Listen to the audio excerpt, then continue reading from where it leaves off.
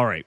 I've only put 11 hours into Hades 1, so everything I'm about to say comes from someone who hasn't exactly lived in the first game. If I bring up something that was already there, it's because, well, it's been a minute since I played. Just wanted to get that out there up front. With that being said, let's dive in. I first discovered Supergiant games back when Bastion dropped in 2011, right in the middle of the indie boom. And man, what a year that was for indie games. Bastion, Terraria, The Binding of Isaac, all hitting within months of each other. It was insane. But anyway, back to Supergiant. Bastion absolutely exploded onto the scene. The music, incredible. The setting, gorgeous. The art style, nice. Especially for a brand new studio. It instantly put them on the map. And honestly, they've been killing it ever since. So naturally, going into Hades 2, I couldn't help but wonder, could they really capture that magic again with their first ever sequel? The answer? Yes! Yes! Yes! Hades 2 is another absolute banger that gives you that just one more run feeling we all know and love. You were always one run away from that perfect build. One run from finally taking down that boss that's been destroying your butthole. One run from beating Kronos himself. That addictive loop, it's absolutely infectious. Now, I'll admit, the early game starts off a bit slow, like painfully slow, to the point where I almost quit. But I'm beyond glad I stuck with it, because once this game clicks, it clicks. This is a must-play in my book. Even while writing this, I'm sitting here thinking about which boons to pick next or what builds I want to try. And honestly, once I'm done recording this, I'm jumping right back in.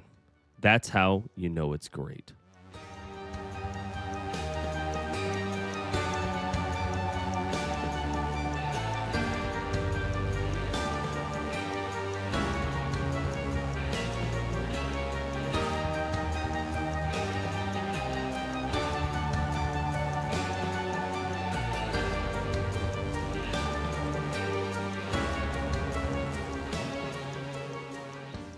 Hades 2 is a direct sequel to the first game. Now, like I said, I never finished Hades 1. But honestly, the story here is pretty easy to follow. You don't need to have played the original to understand what's going on, though you'll definitely miss a few callbacks and references. I'd still recommend playing the first game if you can, but if you don't, you won't be completely lost. This time, you're playing as Melinoe, the princess of the underworld, daughter of Hades, and sister to Zagreus, the protagonist from the first game. The whole conflict revolves around Kronos, the Titan of Time, who escaped after being overthrown by his own children.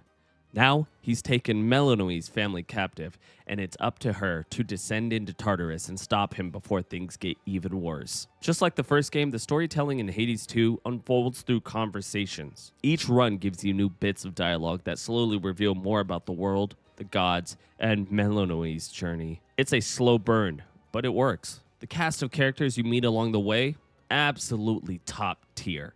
Every single one feels unique and fun to talk to. They all have their own personalities, quirks, and specific dialogue that changes based on what's happening in the story or how far you've progressed. You run into familiar gods like Aphrodite, Apollo, Artemis, and Hera, each one distinct in their own way. They bicker with each other, tease each other, and interact like a real dysfunctional family. Normally, sweet Aphrodite's power over beauty provides no shortage of entertainment, I'm sure. Though I fail to see how her blessing can be of much benefit in such a predicament as ours. It grounds the world beautifully and makes everything feel so much more alive. The writing still nails that perfect balance of sharp wit, emotional weight, and sly humor that Supergiant is known for. Even the small interactions matter here. Characters react to your progress, your failures, and even your conditions mid-run. Limp back to base with low health? Someone's gonna comment on how rough you look. Goddess, latest reports said you encountered the King Vermin. Don't care if you're immortal. I'm relieved you made it back in one piece. I have failed you, Anakin. It's those small touches that make Hades 2's world feel genuinely alive.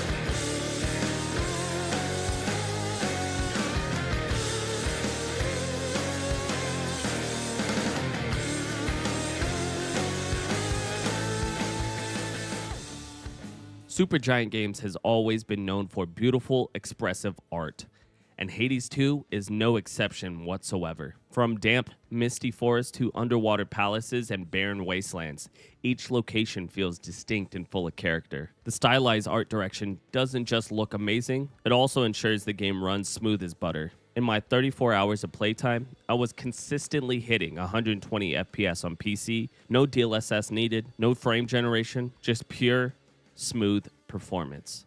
Even on Steam Deck, it held a solid 60 FPS with minor dips here and there. And the voice acting, top tier across the board. Are you better prepared this time? Look at yourself. You are too calm, suppressing your anger for the illusion of control. You've taught me patience, headmistress. But now you ask me to lash out at you in rage. Which shall it be? Why, this is wonderful, and also quite impressive. You already know our ways. I must return the gesture, so please take this. Every character has their own unique feel, their own personality, their own tone. Whether they're joyful, sinister, or just plain brash, Supergiant absolutely nailed the cast on this one.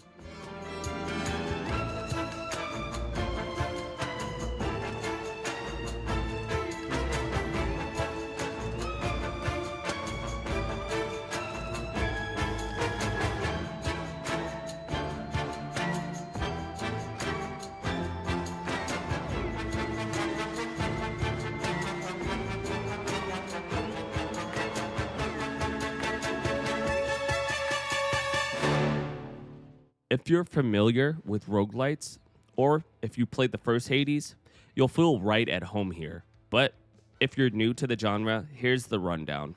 You descend into Tartarus as Melinoe, clearing room after room of enemies. After each room, you get to choose a reward, usually tied to a specific god, who then grants you what's called a boon. Boon are abilities or buffs that completely change how you play.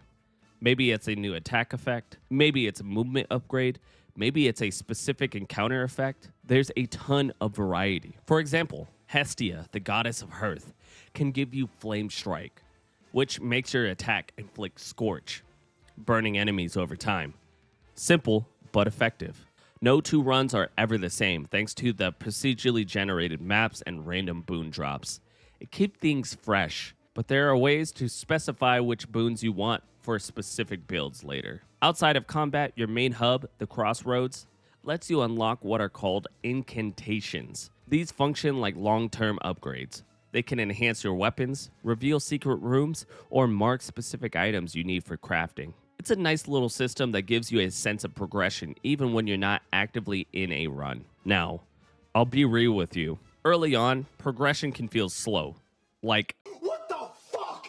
you start with very few upgrades, and it can feel like you're banging your head against a wall. That's where a lot of players, myself included, might be tempted to drop off. But once you unlock more systems and start experimenting, that's when the game really clicks. Another layer of progression comes from Arcana cards. Passive bonuses that can boost your health, your damage, or even give you extra lives. You can upgrade them for greater effect too.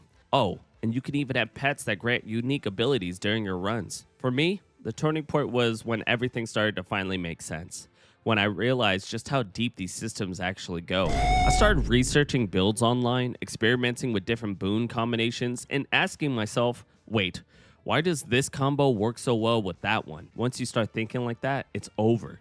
You're hooked. One of my favorite builds came from Hookie Dookie's Ultimate Night Spawn Nyx build over at mobalytics.gg. It's been an absolute blast to use, and I highly recommend checking it out if you're looking for something fun to try. There's even base decoration and customization, which adds more personality to your Crossroads hub. It's not a massive feature, but it's a nice touch that lets you make the space feel a bit more like your own. Overall, the gameplay is the shining example of how to make a roguelite addictive.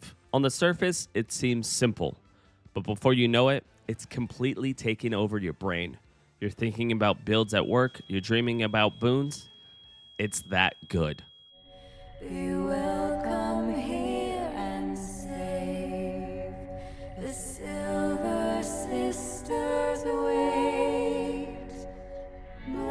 Moonlight guide you home tonight in shadow.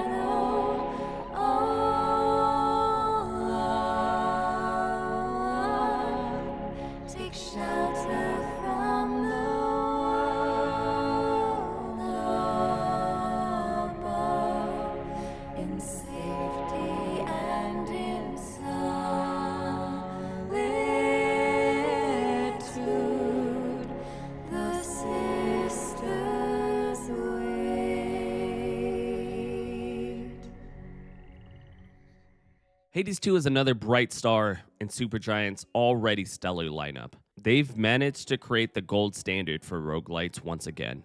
And honestly, that's not an easy thing to do, especially when you're following up a game as beloved as the first Hades. Yes, the early hours are slow, and it's a shame that some players might not stick around long enough to see just how great this game gets. But if you stick with it, you'll experience something truly special. Supergiant has done it again. Hades 2 is a spectacular journey worthy of the gods themselves. I highly recommend this game.